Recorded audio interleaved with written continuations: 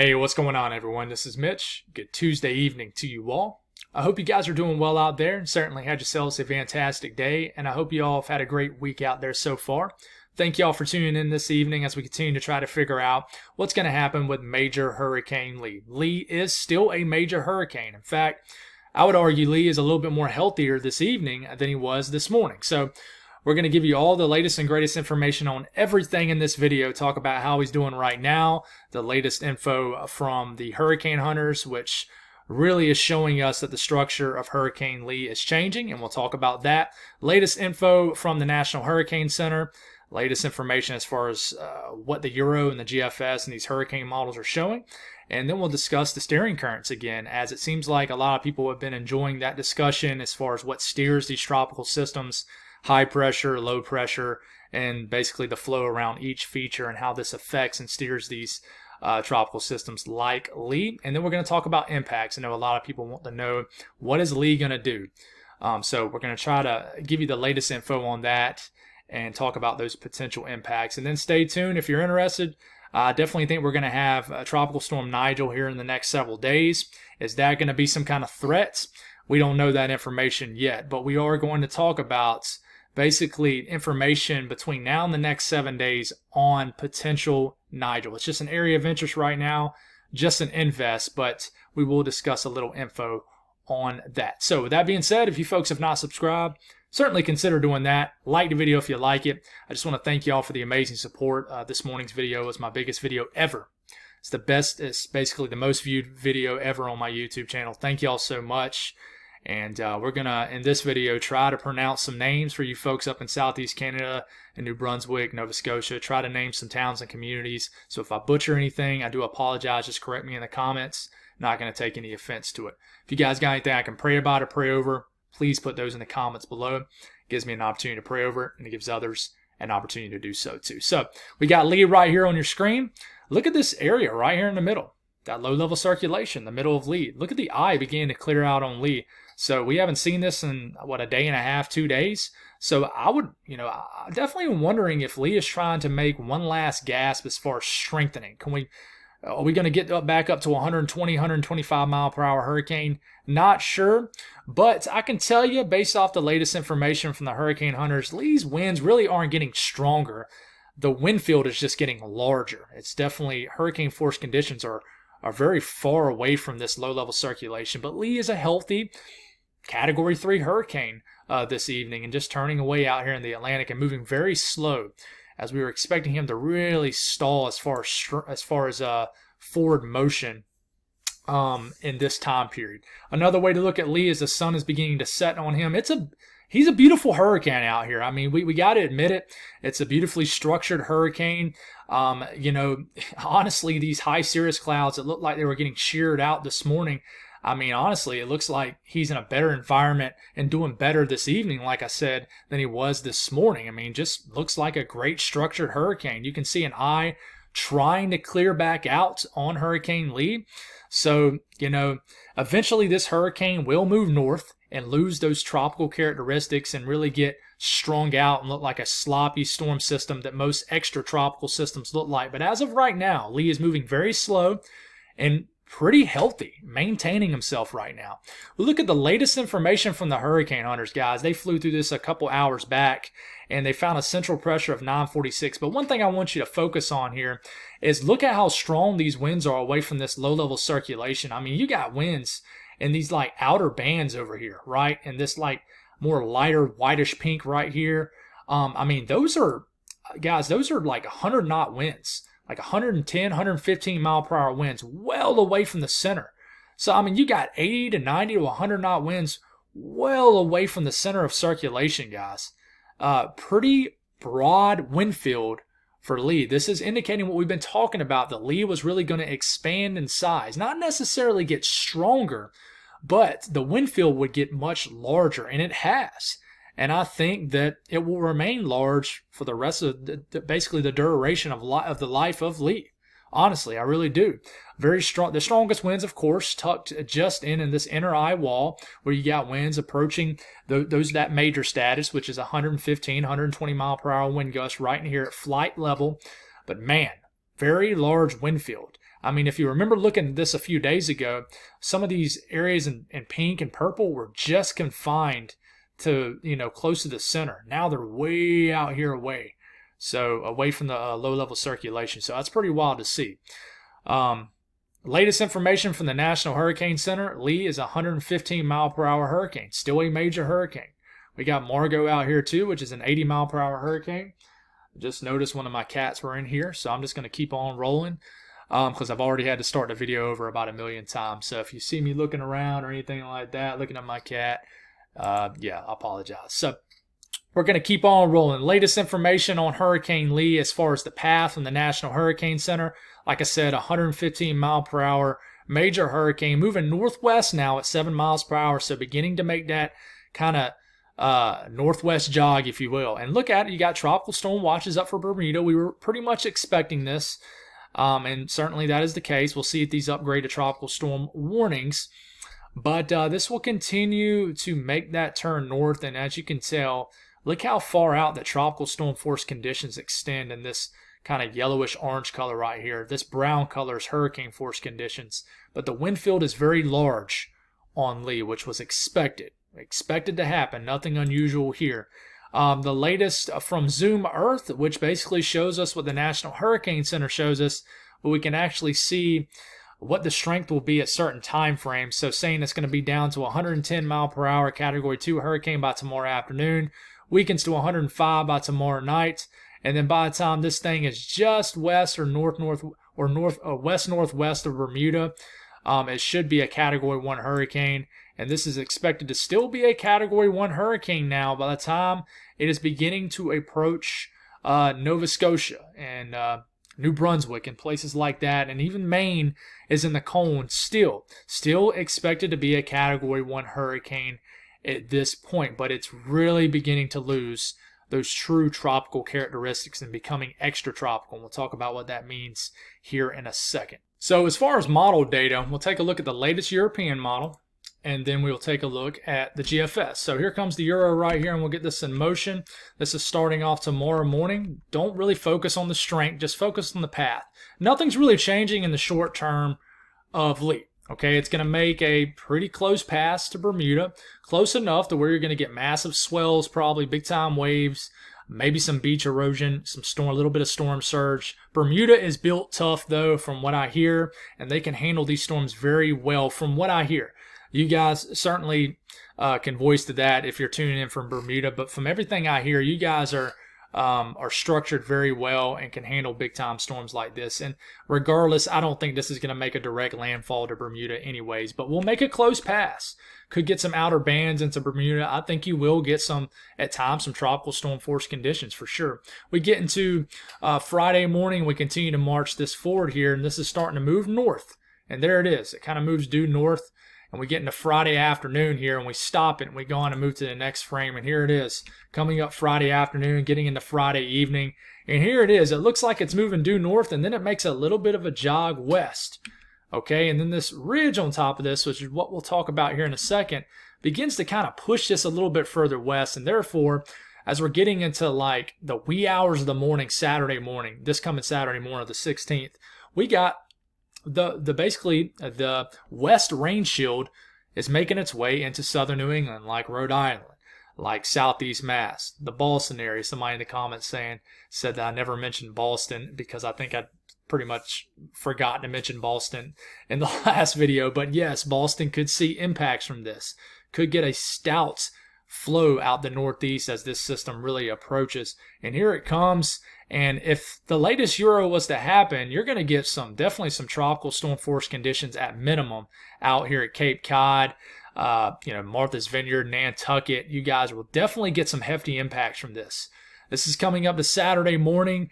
The worst of the conditions is moving in. You got this massive rain shield. I mean, this system is very large at this point, making its way into the coastal regions of Maine, and we continue to move this forward here. This really begins to slow down. And remember, we'll talk about this again here in a second. The sea surface temperatures drop off substantially up here once you start to get into this portion of the North Atlantic. I mean, substantially. Your sea surface temperatures up here are probably only in like the low 60s to upper 50s. I mean, if that. Okay, so when this slows down, I really think this system will weaken, but I think it could be close enough to where it's still bringing a lot of hefty impacts into this region. We'll continue to talk about that. But here comes the European. It moves more so north-northwest, brings that rain shield. And, this isn't just rain. This is gusty winds, strong winds, blasting eastern sections of Mass, eastern sections of New Hampshire, and all the coastal regions of Maine. How strong are these winds? We'll talk about that here in a second. But this ultimately moves up a late Saturday night and makes a landfall in the down east areas of Maine sometime around, the late Saturday night into the morning hours of Sunday. And then this ultimately begins to affect our neighbors here in New Brunswick. It's already affecting Nova Scotia. And you go on and move to this area right here. Here it comes up on your screen. And this is moving in. Makes the landfall technically in Maine. Okay, but you got big time impact spreading into like the St. John area. What is that? Yarmouth. You guys are getting scraped on this run of the Euro. It looks like it's west of you guys, where some model guidance is taking this right into the kind of the southwest Nova Scotia area. But this continues to make its way northward and really affect areas of New Brunswick. But one thing to note here is this really has lost some of its steam.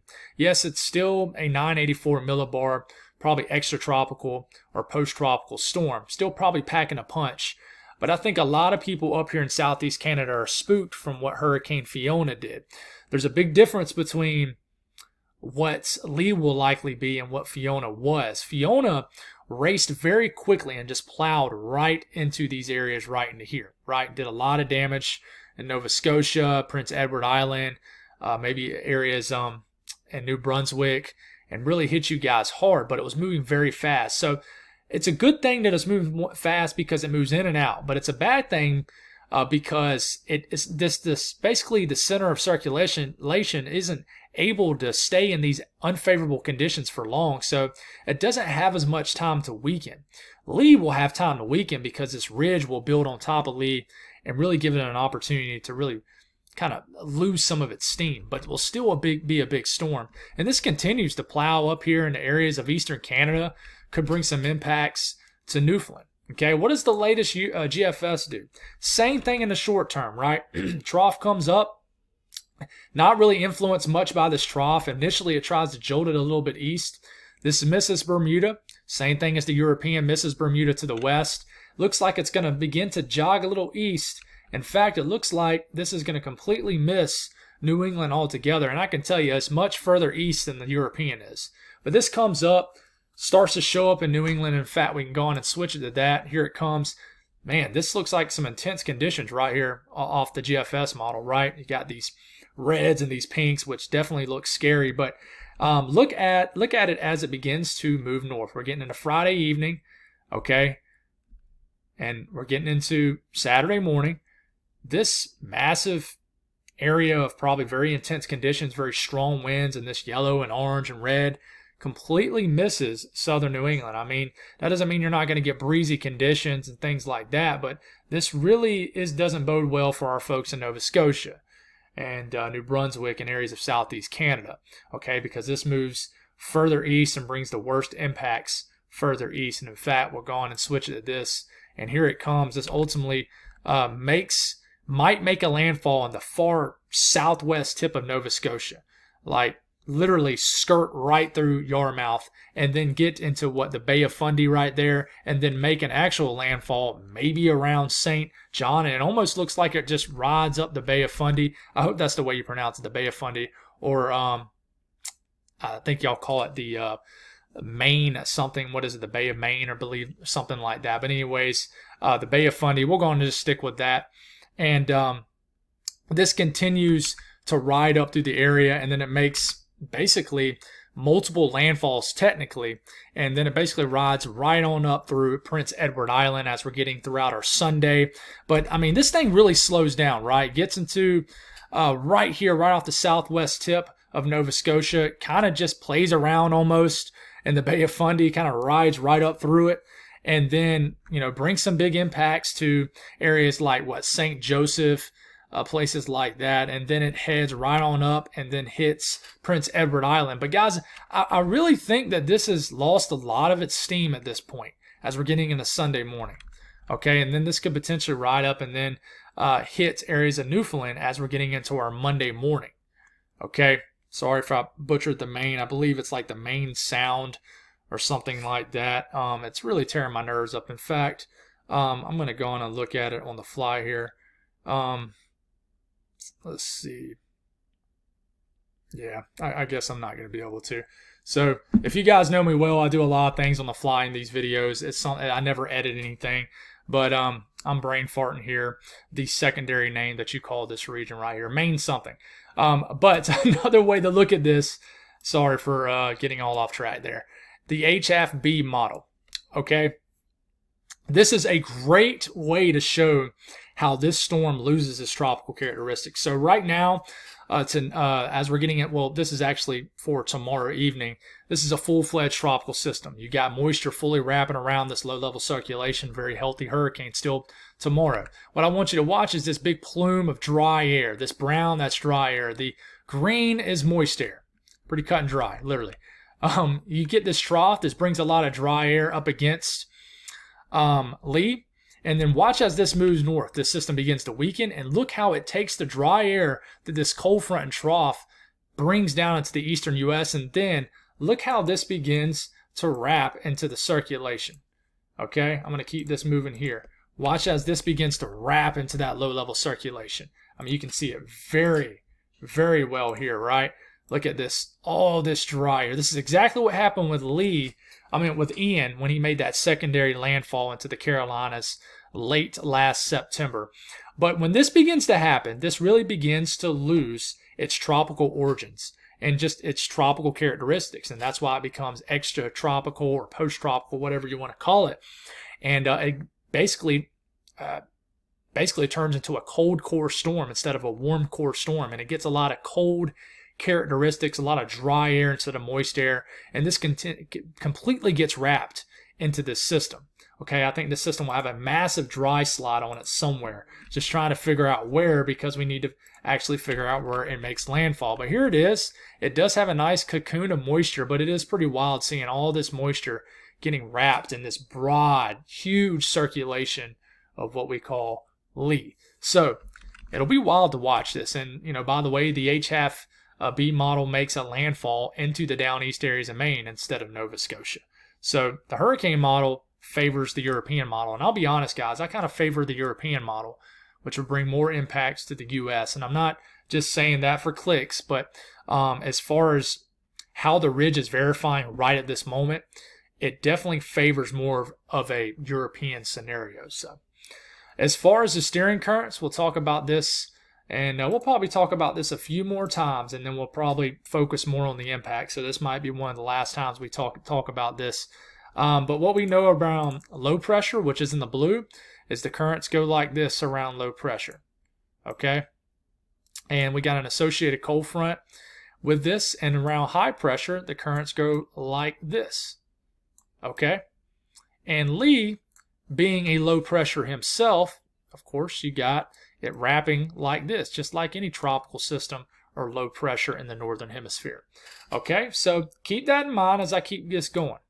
All right, we'll go on and get all this off the screen here. And here we go. All right, here comes Lee, finds this weakness right here where there's no more ridging. So this is why Lee begins to turn north.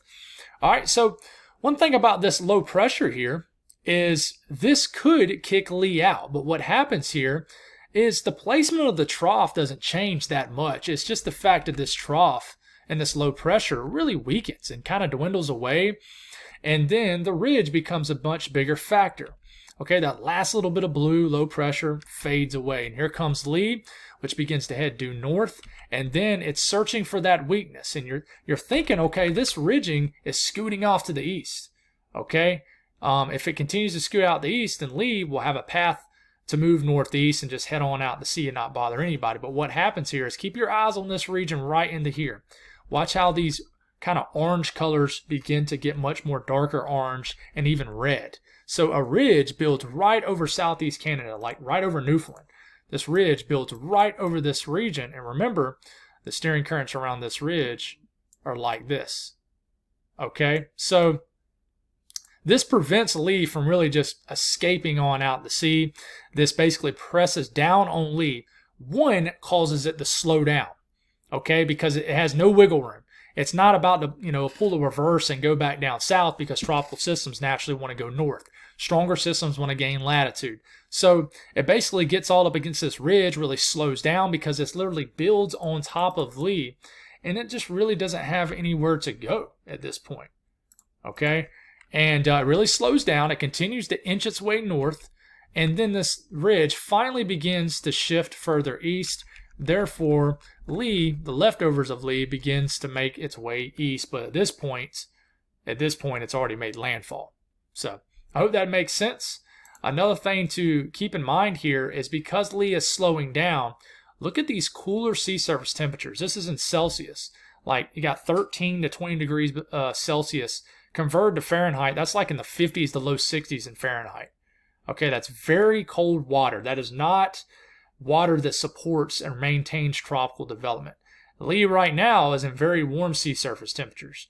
Okay, but there's a stout cutoff right here where basically the Gulf Stream is, where it goes from warm waters that support tropical development or maintains tropical development, and that certainly don't. And this system will literally slow down right in this region that certainly does not support the maintainment of a tropical development. So one thing I want to show you here is this is basically the wind gust swath from the European. So this is basically the entire length of the run. It shows, potential for 40 to 45 mile per hour wind gust in Boston off the European run. It shows the potential for maybe a 70 to 80 mile per hour wind gust out on Cape Cod. 35 to 45 mile per hour wind gusts are possible, and portions of basically all of southern New England, and even areas of New Hampshire. You could get some gusty 45 to 55 mile per hour winds, and then around and along the immediate coastal regions of Maine, the European wants to say, hey, you got a chance to see some tropical storm force conditions. 45, 55 to 60 mile per hour wind gusts along the immediate coastline of Maine, but even some stronger wind gusts get inland of Maine too. Okay, Boston, southeast Mass, certainly out there on Nantucket could get hit pretty hard. I would definitely prepare if you're out on Nantucket, even if the further east GFS verifies.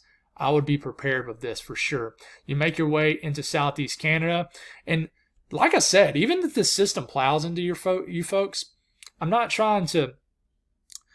Guys, I don't try to hype anything up, but I really would not compare this to Fiona. I really wouldn't, but I know you guys want to be aware because, I didn't realize I'll be honest, I didn't realize how bad the damage was from Fiona up here. I heard one comment saying there's still like lumber cut up from the downed trees on sides of roads in certain communities up here. But certainly areas in Nova Scotia, New Brunswick in general, all these regions basically could get anywhere, and this is in knots, but you could get 30, 40, 50 knot winds, wind gust.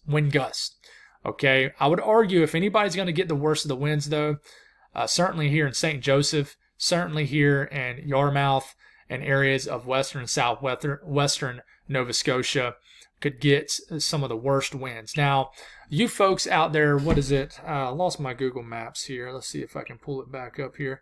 You folks out in Prince Edward Island, you guys could certainly see some 35 to 45 knot winds if something like the Euro played out, for sure. Now, if the GFS played out, okay, we can actually look at the GFS really quick here. If the GFS played out, then the winds are definitely going to be much stronger. In fact, you look at the winds based off the latest GFS, you got 50 to 60 to 70 knot wind gusts showing up in the far southwestern tip of Nova Scotia, certainly into the St. John. I'm sorry, I said St. Joseph. I do apologize. The St. John area, you guys got 50 to 60 knot winds into this region. That's hurricane force winds. So you guys certainly got to watch to see if something like the GFS ends up verifying, because if it does, then there'll be worse conditions for you folks up here in southeast Canada as maybe opposed to our folks here in the U.S. So, as far as rainfall, we're not quite sure on this yet, but we definitely need to take the rainfall serious. You guys have gotten a lot of rain up here in the Northeast, and with breezy conditions, saturated soils, even just 2 to 3 inches of rain could definitely bring trees down in these areas because obviously the soil is loose, things like that. So a lot of rain could fall out here, anywhere from 2 to as much as 5 inches of rain, but this could increase. This is just the blend of all models. Okay, this always takes the conservative route. We can only look at the Euro up here in Canada, but all of Nova Scotia between now and the duration of the storm, 2, 3, 4, 5 inches of rain is possible for really anybody in this region. I know that's very broadly speaking, but we just don't know exactly where it's going to come in and where that massive rain shield will come on shore or basically be located. So that's all I got on Lee. That was probably my sloppiest presentation on Lee for over the last several days.